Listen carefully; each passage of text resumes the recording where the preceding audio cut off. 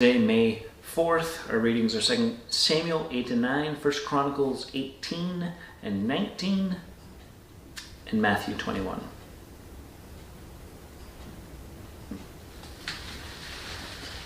We're going to be in 2 Samuel chapter 9, because there's something really great about this. Chapter 8 is full of victories, and it's wonderful, it's great, but chapter 9, David says this: "Is there anyone left of the house of Saul, that I may show him kindness for Jonathan's sake? Now there was a servant of the house of Saul, whose name was Ziba, and they called him to David. And the king said to him, 'Are you Ziba?' He said, 'I am your servant.' And the king said, 'Is there not still someone of the house of Saul, that I may show the kindness of God to him?' And Ziba said to the king, 'There is still a son of Jonathan. He is crippled in his feet.' And the king said to him, 'Where is he?' And Ziba said to the king, 'He is in the house of Machir, the son of Amiel, at Lodabar.'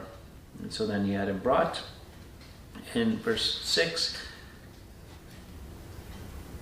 Mephibosheth, the son of Jonathan, son of Saul, came to David and fell on his face and paid homage.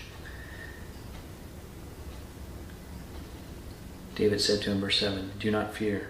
I will show kindness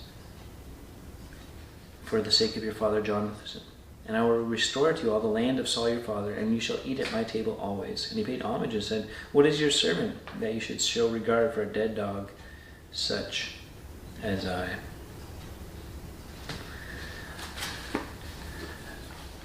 If you read through when a new king comes, not just in Israel, but in the surrounding nations of that time and the known world, so to speak, what do when they come into power?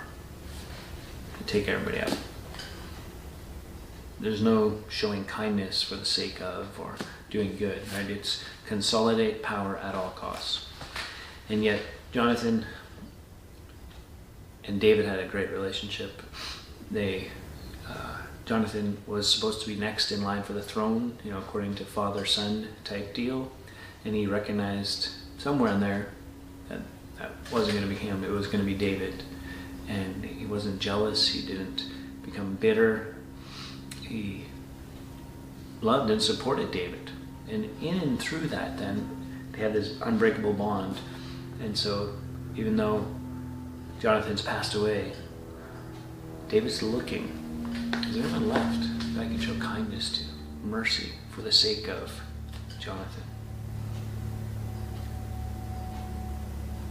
It's an amazing thing. It's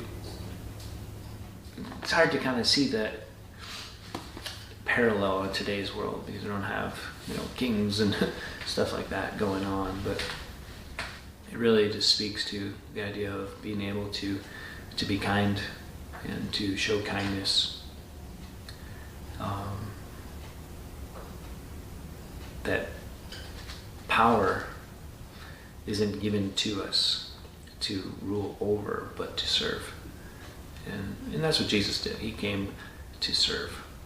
The Son of Man didn't come to be served, but to serve.